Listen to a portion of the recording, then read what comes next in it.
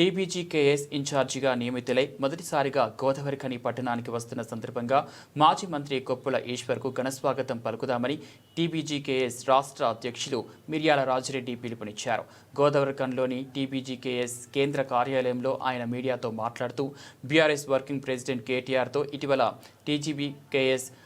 నాయకత్వం సమావేశమై సింగరేణి కార్మికుల సమస్యలపై సంస్థలో జరుగుతున్న పరిణామాలపై చర్చించిన సమయంలో టీబీజీకేఎస్కు ఇన్ఛార్జిగా మాజీ మంత్రి కొప్పుల ఈశ్వర్ను నియమించడం జరిగిందని తెలిపారు. టీబీజీకేఎస్ ఇన్ఛార్జిగా నియమితులైన కొప్పుల ఈశ్వర్ను గోదావరిఖనికి పిలిచి సన్మానం చేయనున్నామని, అందులో భాగంగా సోమవారం సాయంత్రం 4 గంటలకు మున్సిపల్ కార్యాలయం సమీపంలోని అంబేద్కర్ విగ్రహం వద్ద పూలమాల వేసి నివాళులు అర్పించి అక్కడి నుంచి బైక్ ర్యాలీగా రాజ్యలక్ష్మి ఫంక్షన్ హాల్కు తీసుకొని వచ్చి సన్మానం చేయనున్నామని వెల్లడించారు. ఈ కార్యక్రమంలో రామగుండం, బెల్లంపల్లి రీజియన్ టీబీజీకేఎస్ శ్రేణులు పాల్గొని ఘనస్వాగతం పలుకుతామని కోరారు. 16 తారీఖున హైదరాబాద్లోని తెలంగాణ భవన్లో BRS working president గారైనటువంటి Kalvakuntla Taraka Ramarao గారిని తెలంగాణ బొగ్గని కార్మిక సంఘం నాయకత్వం కలవడం జరిగింది. దాంట్లో మాజీ మంత్రివర్యులైనటువంటి కొప్పుల ఈశ్వర్ గారు, అలాగే లక్ష్మారెడ్డి గారు, రసమై బాలకిషన్ గారు కూడా హాజరైనటువంటి సందర్భంలో సింగరేణి సంస్థలో జరుగుతున్నటువంటి పరిణామాలపైన ప్రముఖంగా చర్చించడం జరిగింది. ఈరోజు ప్రైవేటీకరణ విషయంలో బీజేపీ ప్రభుత్వం చేస్తున్నటువంటి విధానాలైతేంది, ఆక్షన్లో పాల్గొంటేనే బొగ్గు బ్లాకులు దక్కేటువంటి విధంగా తయారు చేసినటువంటి కమర్షియల్ మైనింగ్ విధానం అయితేంది, గతంలో కాంగ్రెస్ చేసినటువంటి క్యాప్టివ్ మైనింగ్ విధానం అయితేంది, అలాగే ఈ యొక్క కిషన్ రెడ్డి గారు బొగ్గు బ్లాకుల వేలం పెట్టినప్పటి సందర్భంలో భట్టి విక్రమార్క గారు పాల్గొన్నటువంటి విషయం అయితేంది, సంస్థలో జరుగుతున్నటువంటి అనేక అవినీతి అక్రమాల గురించి అయితేంది, ఈ సింగరేణి రక్షించుకోవాలి, కాంగ్రెస్కు హటావో సింగరేణికి బచావో, సేవ్ సింగరేణి అనేటువంటి నినాదంతో కార్మికుల దగ్గరికి వెళ్ళి ఇప్పుడు ఉన్నటువంటి పరిస్థితులను వివరించి ఈ సంస్థను రక్షించుకొని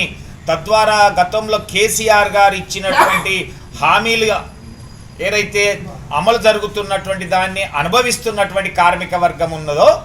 దాన్ని పోకుండా చూసుకోవాలి, కొత్తగా కూడా హక్కులను తీసుకొచ్చే విధంగా మన సంఘం పోరాటం చేయాలి అనేటువంటి ఉద్దేశంతో వారు దిశా నిర్దేశం చేయడంతో పాటుగా ఈరోజు మీకు ఇంకొక ఇన్ఛార్జిగా కూడా నియమిస్తున్నామని చెప్పి బీఆర్ఎస్ పార్టీ తరఫున అనుభవజ్ఞులైనటువంటి కార్మికుడుగా స్వయంగా అనుభవం కలిగినటువంటి మన కొప్పుల ఈశ్వర్ గారు,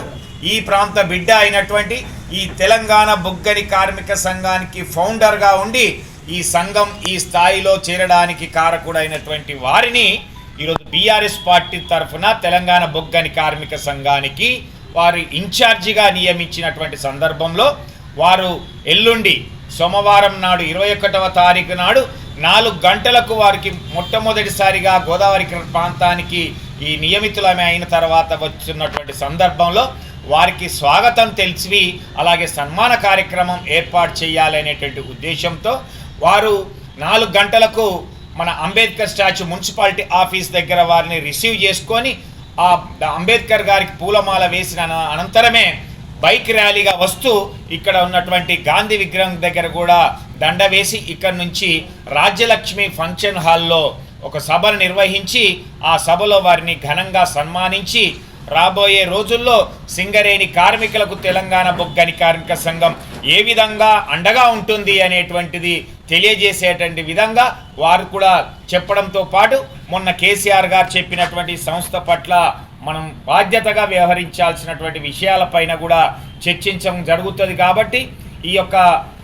బెల్లంపల్లి రీజియన్ అలాగే రామగుండం రీజియన్కి సంబంధించినటువంటి తెలంగాణ బొగ్గని కార్మిక సంఘం నాయకత్వం అంతా కూడా కార్మిక వర్గాన్ని అలా టీబీజీకేఎస్ నాయకత్వాన్ని కార్యకర్తలను అందరినీ కూడా పెద్ద ఎత్తున తీసుకొని ఆ బైక్ ర్యాలీ వారిని స్వాగతం పలుకుతూ బైక్ ర్యాలీ ద్వారా వారికి సన్మాన కార్యక్రమం కూడా ఉంటుంది. కాబట్టి పెద్ద ఎత్తున కార్మిక వర్గం అంతా కూడా తెలంగాణ శ్రేణులంతా కూడా హాజరు కావాలని, దీనికి బీఆర్ఎస్ పార్టీ నుంచి కూడా వారందరూ కూడా హాజరయ్యేస్తారు. కాబట్టి పెద్ద ఎత్తున ఈ సభను మనం విజయవంతం చేయాలని తెలంగాణ బొగ్గని కార్మిక సంఘం నాయకత్వానికి శ్రేణులకి విజ్ఞప్తి చేస్తాం.